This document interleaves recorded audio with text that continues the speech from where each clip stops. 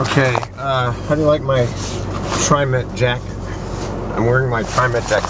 I figured I should wear it at least once. I got so much stuff that I never actually wore. Switching the pipes, huh? What's that? Switching to the pipe, huh? Yeah, it's a little more relaxing. Yeah, you look very dignified. Take care, Al. See you later. That's one of my beloved tenants. As we head out for Friday, into the sign up, and the last time I'll be here for a little bit of a time because I'm taking a little bit of an extended vacation. Now, whoa, lady, see, my skill as a bus driver prevented that accident. I'm not pointing out so you can't see what actually happened there, but it was close, man. I'm going back to the old technique here. But I saw her, I knew she was going to do it, because I look ahead, what's it called, scan ahead or something, or, you do something ahead, there goes the 18. That cherry route, cut that route out. Doesn't make any money, goddammit. We need to make money. We're TriMet, we make money. We don't serve anybody. We have no goodwill.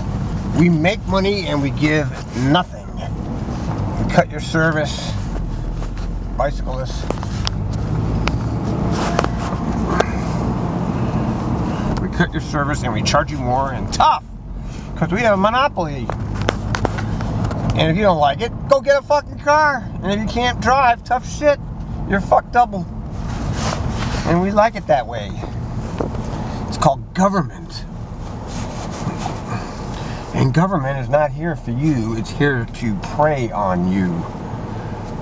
I hate to have to break the news to people. Uh-oh, can I get across? BMW coming at me. 51 coming at me.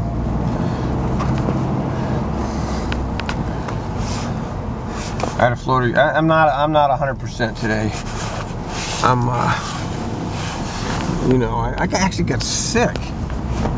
First of all, I had the goddamn tooth problem, and then I got sick right after that. And now I'm taking these stupid antibiotics, and it messes you up. There's something about those antibiotics that just messes everything up, changes your whole chemistry. So I'm not 100%. And as we know, driving sick is like driving drunk, but that doesn't count in the world of transit. You see, they have their little, they have the things that count, and then they have the things that don't count. Like, you can work 14 hours a day for, can you work like 13 out of 14 days or something? So you can work 13 out of 14, you can work 14 hours a day, 13 out of 14 days a week, and that's okay. And I can come in and work sick under penalty of death if I don't show up to work, you know. What are you doing? But don't text and drive, don't look at your cell phone, don't, you know, of course, don't drink and come in here. I mean, what I'm trying to say here is, of course, is that the things that are acceptable are just as hazardous as the things that are not acceptable, but yet, you know, we have this constant changing of standards when it comes to us here. You know, we're the low man on the totem pole, so we have to suffer the whatever indignity the management feels we need to suffer today. You know, it's you know, this is what happens when this is how you are when you're on the lower end of the totem pole. I mean, there's worse jobs, don't get me wrong, I know that for sure. Much worse jobs in terms of how you're treated. At least we're somewhat independent here. You know, you don't have the boss sitting there watching every move you make. You're somewhat independent in this place. Because once you're out on the road, you're out on the road. Of course, here they have these spies, you know, making up reports. They're not even accurate. But, you know, that's the way it is. Anyway, I'm taking a nice break from here. Will I come back? I'm not sure yet. I haven't put any papers. There's rumor going around that this is my last day forever. I haven't put any papers in, man. I'm still an employee. You know. I'm still working here. Until further notice. You know, when I do it, I'm not going to give them any advance notice. I'll just do it. I'll just say, I quit. Here's my notice of retirement, or resignation, or whatever you want to call it. But as of now, I'm an active employee, and this will be my last day for at least a month, or 2 months, or whatever. I might want to work one of those 67s on a Saturday, just for kicks, you know.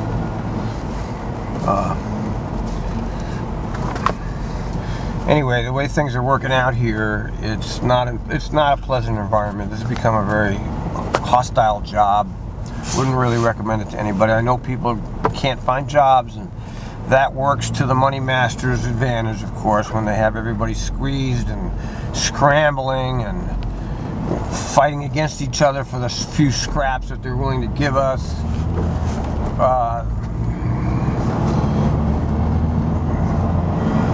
You're still a fucking slave, though. A slave is a slave. And of course, if you operate outside of the acceptable boundaries of behavior, they put you in the gulag. And we here in America have surpassed Soviet Union and Red China for the number of people we imprison. How's that for something to be proud of? When you, of course, you know, we have this vindictive, mean culture where everybody wants to cut off your head if you do this or you do that. I saw it in the Chris Parker case. You know, it's like the guy did one thing wrong his entire life, and somehow that negates his entire life. I say no, that doesn't negate your entire life. But this is a culture of extreme, radical hysteria, where the public is completely enamored of the propaganda that's thrown at them. They are so susceptible to it. It's unbelievable.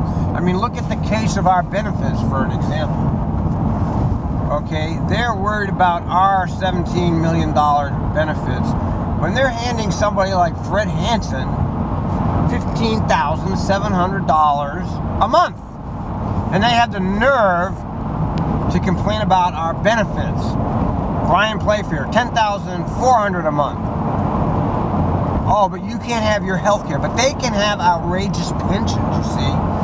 The public doesn't track. Of course, the news media didn't pick that up. They don't want to pick that up because the corporate media is against the unions, and they're, you know, it's like Greece. This is a worldwide conspiracy against unions and against labor. People don't understand it because they don't follow it. I follow it. I understand the connections here. Most Americans don't have the slightest idea what happened in Greece. Oh, Greece, yeah, I hear they're having some problems over there. Yeah, they've been seized by the banks. And my understanding is in terms of levels of debt, this country actually has higher debt than Greece. I mean, I'm sorry to have to report this, but the idea that everything is wonderful, the stock market's at a 52-week high, it's just not happening, man. It's not real. It's all artificial. And as they try to chip away at us, they don't offer any third solutions. It's either take your pay cut. It's just a hammer. That's what the McFarland method is, the hammer. Bam. I'm saying that you will ruin this agency. It's a complete lie. At the same time as this thieving TriMet, who steals money from taxpayers, is building $1.5 billion light rail line. $1.5 billion. See, that's all tax money. They'll say, oh, that comes out of a different budget. But it's all the fucking same money. See, people can't get out of the box that's been created for them. We will spend $1.5 billion to build this light rail line that really nobody fucking needs, under the guise that it will create jobs. Of course, it will create a huge amount of administrative siphon. We'll build this whole fucking bridge and this line and to a place that's got 22,000 people population, that's already got bus service. $1.5 billion. Forget about making the road more accessible. $1.5 billion. That's okay to do that but it's not okay to fund our health care. Now, that's obscene. It's an obscenity. It's a goddamn obscenity. But nobody tracks. The public doesn't track on it. They've been fooled, and you can't wake them up. I mean, even if you can wake them up, there's nothing they can do about it. I mean, having the knowledge and doing anything about it are two different things. I mean, we don't hold the guns. They do. You see, this is the whole Stefan Molyneux argument of the evilness of government, and this is where I side firmly with the libertarian thinking. The government is the bad guy, and it really is. Okay, it really is. I know I'm a government worker, and I'm getting all of this, blah, blah, blah. Why should I be against the government? Well, I should be a pawn of the government. I mean, that's what they want you to do. And you see a lot of these operators here doing that. They're being the pawn of TriMet, for example, with the fares. They're out there enforcing, well, we'll show these fare evaders who's the bot. These people that are evading the fare. You think they're like rich or something? You think they got like hundreds of dollars just stashed away out of evading the fares? It's nonsense, man. And a $175 fine is ridiculous. And it comes to pass, of course, that nobody actually pays that. They knock it down if you plead no contest to 60. There's a guy texting. I mean, the electronic communication thing is completely out of control. Laws, laws don't do it. Like he said, he made a great point about this. He says, if you really want to have people stop accidents, what you do is you put a giant spear in the steering column, a giant spear, and if you crash your car, that spear goes into your heart. That will stop accidents, okay? Not rules, not laws that provide money for the government, not money that will. Oh, here we got this guy. That's $175 for us to maintain our operations here.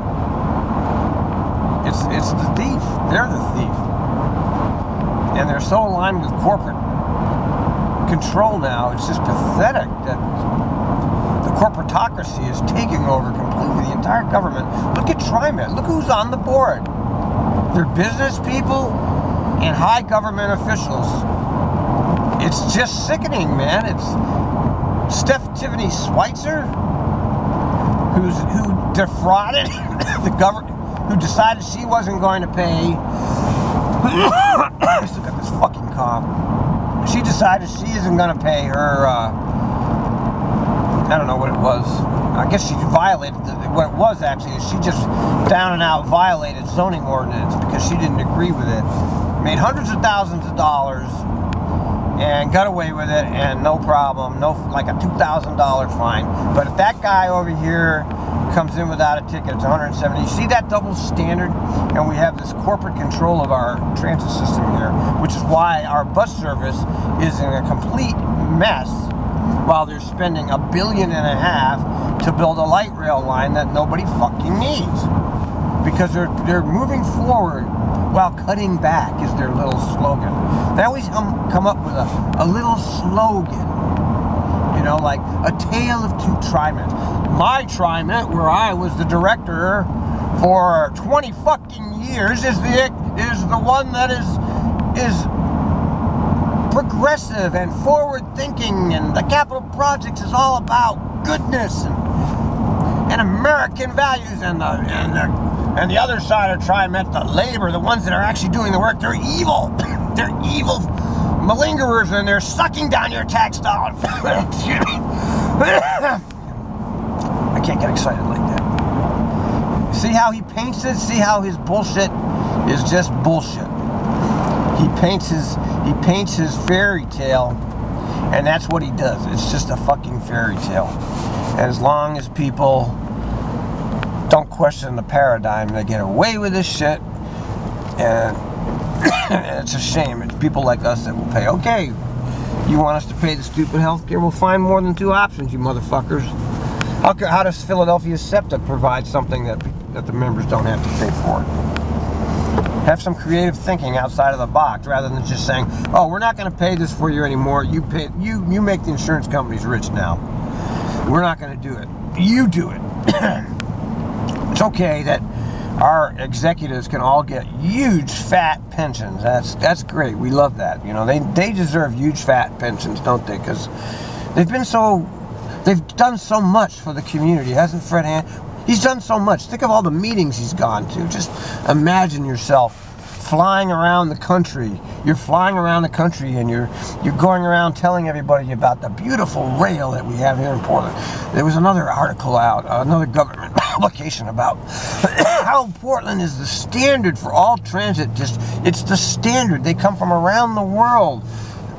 What is it? There's nothing to see here. There's a couple of podunk light rail lines. It's nothing. It's nothing. I mean, I've been to the great cities, you know, New York, Paris, Boston, where they really have real transit, you know, not here. This is nothing. They got nothing here. It's a joke. It doesn't even run past midnight. The whole idea that Portland is a showcase is absurd. It's a propaganda campaign. It's just another in the long line of bullshit they're forcing down our throats. And people buy it. That's the problem. People actually are like, wow, yeah, he's right. They're right. This is real. What's that bus doing there? Why is that bus there? What the hell is he doing? That's a hell of a place to stop for a quick drink or something. Yeah, that's the problem, is uneducated public. See, they all say it's the Republicans that are the problem. It's not the Republicans, it's the citizens that are the problem. It's the citizens that are the problem, not the Republicans. They voted them in, and they vote them in. They are, read Badgen, Joe Badgen. He really can explain it to you in terms that are very easy to understand. I don't have the ability to explain the craziness of the way things are like Joe Badgen. I mean, he really knows how to explain what the stupidity of the American culture and why it is the way it is. And wow, there's a traffic jam here.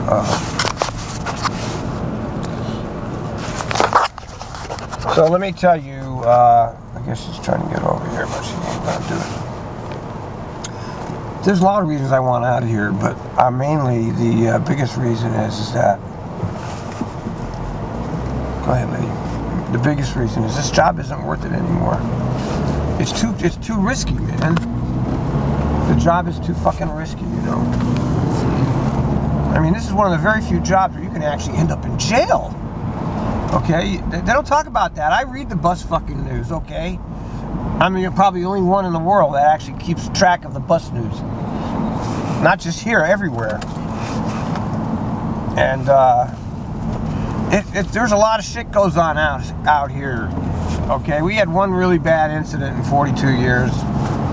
It was, I don't know how she, you know, and I see the news in other places, and it is kind of odd that she just walked away, and they even gave her commercial license back. That was odd. I mean, you don't see that happening anywhere. That's a strange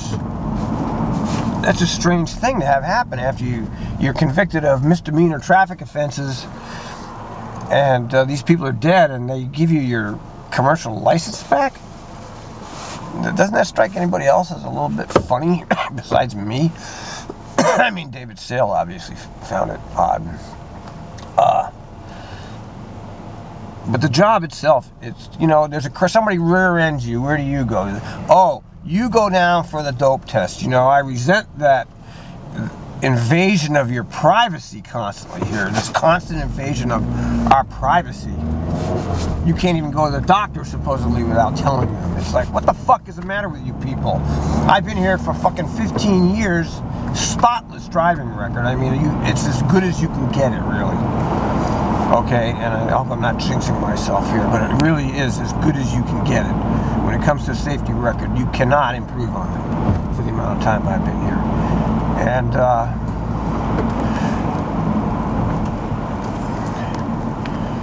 you know, people that will smash into us, we have to go for the drug test? Why? I mean, do you really enjoy that part of this job? Where you're under suspicion all the time? You know, it's not my idea of a job that is worth having. I mean, it's just too fraught with. It's too fraught with danger. It's just like a dangerous situation, you know. Let's see here.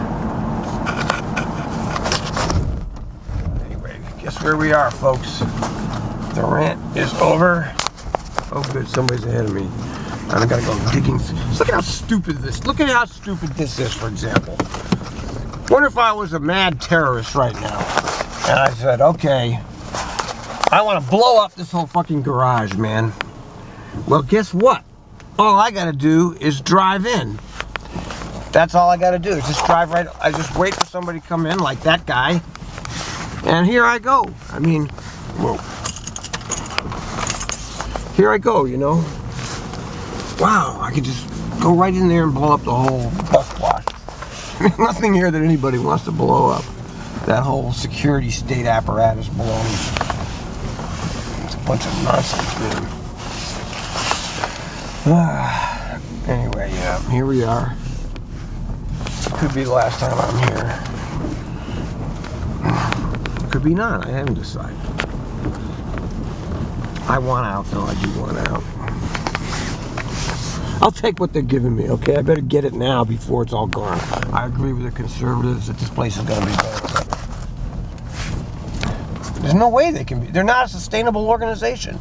It's not just us that's creating it. There's a whole list of things that are screwing it up here.